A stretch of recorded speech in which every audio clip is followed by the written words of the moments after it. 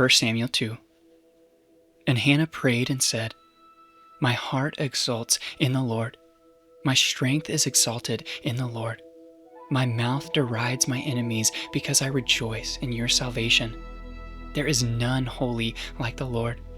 There is none besides you. There is no rock like our God.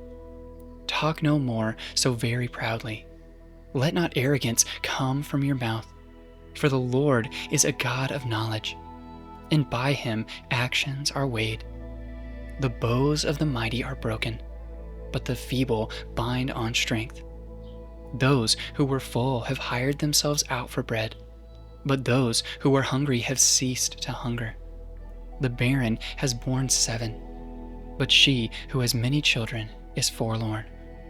The Lord kills and brings to life. He brings down to Sheol and raises up. The Lord makes poor and makes rich. He brings low and he exalts. He raises up the poor from the dust. He lifts the needy from the ash heap to make them sit with princes and inherit a seat of honor.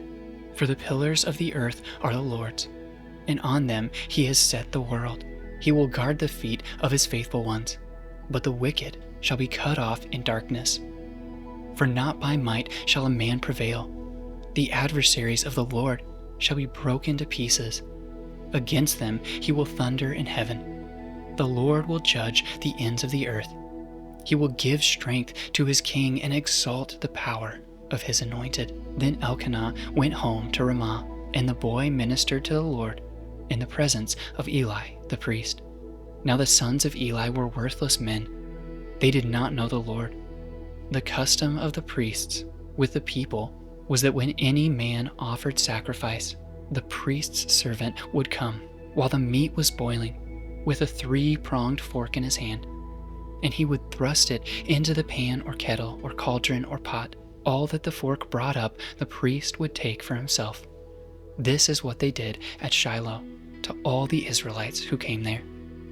Moreover, before the fat was burned, the priest's servants would come and say to the man who was sacrificing, Give meat for the priest to roast, for he will not accept boiled meat from you, but only raw. And if the man said to him, Let them burn the fat first, and then take as much as you wish, he would say, No, you must give it now, and if not, I will take it by force. Thus the sin of the young men was very great in the sight of the Lord, for the men treated the offering of the Lord with contempt.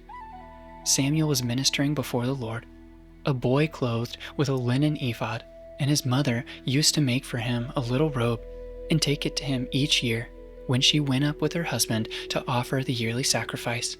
Then Eli would bless Elkanah and his wife and say, May the Lord give you children by this woman, for the petition she asked of the Lord. So then they would return to their home. Indeed, the Lord visited Hannah, and she conceived and bore 3 sons and 2 daughters. And the young man Samuel grew in the presence of the Lord. Now Eli was very old, and he kept hearing all that his sons were doing to all Israel, and how they lay with women who were serving at the entrance to the tent of meeting.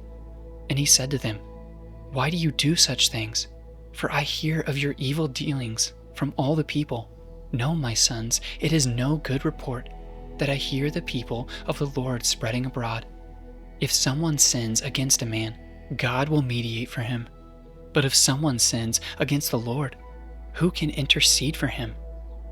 But they would not listen to the voice of their father, for it was the will of the Lord to put them to death. Now the young man Samuel continued to grow, both in stature and in favor with the Lord, and also with man. And there came a man of God to Eli and said to him, Thus the Lord has said, Did I indeed reveal myself to the house of your father, when they were in Egypt subject to the house of Pharaoh? Did I choose him out of all the tribes of Israel to be my priest, to go up to my altar, to burn incense, to wear an ephod before me? I gave to the house of your father all my burnt offerings by fire from the people of Israel.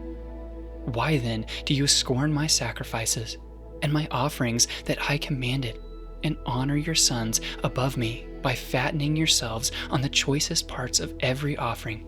of my people Israel.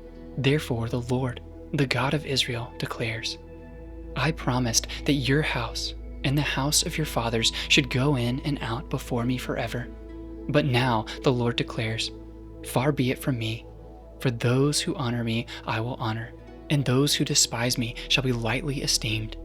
Behold, the days are coming, when I will cut off your strength and the strength of your father's house, so that there will not be an old man in your house.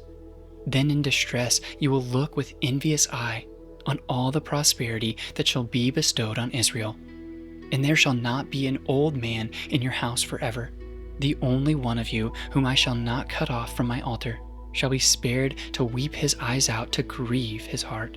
And all the descendants of your house shall die by the sword of men. And this that shall come upon your 2 sons, Hophni and Phinehas, shall be the sign to you. Both of them shall die on the same day. And I will raise up for myself a faithful priest, who shall do according to what is in my heart and in my mind. And I will build him a sure house, and he shall go in and out before my anointed forever.